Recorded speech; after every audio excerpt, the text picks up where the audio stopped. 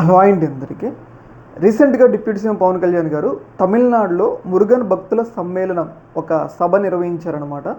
మురుగన్ భక్తుల సమ్మేళనం అని చెప్పేసి ఒక భారీ బహిరంగ సభ నిర్వహించిన సందర్భంగా డిప్యూటీ సీఎం పవన్ కళ్యాణ్ గారు ఆ సభకి హాజరు కావడం జరిగింది.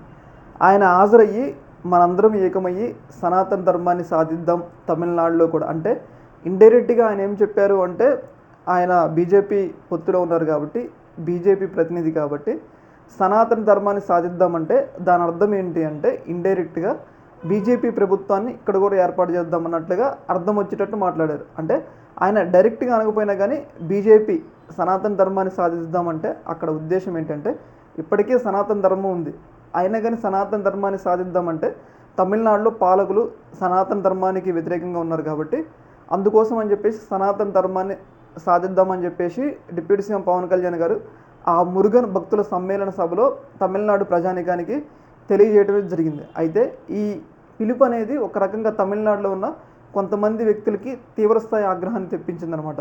మనందరికీ తెలుసు తమిళనాడులో ఎక్కువ సనాతన ధర్మానికి వ్యతిరేకంగా ఉంటారు, ఎందుకంటే అక్కడ పెరియార్ భావజాలం ఎక్కువ ఉంటుంది. పెరియార్ భావజాలం ఏంటి అంటే హిందూ మతానికి సనాతన ధర్మానికి వ్యతిరేకం. ఎందుకు వ్యతిరేకం అంటే అంటరానితనానికి వివక్షకి ఆయన ఎప్పటి నుంచి వ్యతిరేకం కాబట్టి పెరియార్ భావజాలం హిందూ మతానికి వ్యతిరేకం అనమాట.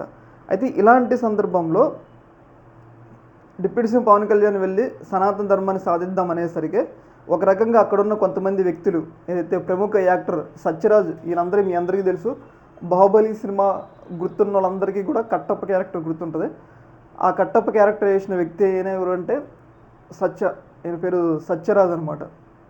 ఈయన రీసెంట్గా ఏదైతే పవన్ కళ్యాణ్ ఆ పిలుపు ఇవ్వడం మీద తీవ్రస్థాయి ఆగ్రహాన్ని వ్యక్తం అయితే చేశారు. ఏమైనా ఉంటే మీ దగ్గర చేసుకో రాజకీయాలు, ఇక్కడ నువ్వు చేసేది ఏం లేదు, సనాతన ధర్మం లేదు, ఏం లేదు అన్నట్లుగా ఒక రకంగా డిప్యూటీ సీఎం పవన్ కళ్యాణ్ గారికి అయితే వార్నింగ్ అయితే ఇవ్వడం జరిగింది. అంటే గుర్తుపెట్టుకో, మా జోలికి వస్తే అన్నట్లుగా, అంటే ఇక్కడ సనాతన ధర్మాన్ని నువ్వు రినోవేషన్ చేయలేవు, మా తెలుసు మేమేందో అన్నట్లుగా పవన్ కళ్యాణ్ గారికి కౌంటర్ ఇవ్వడం జరిగిందనమాట.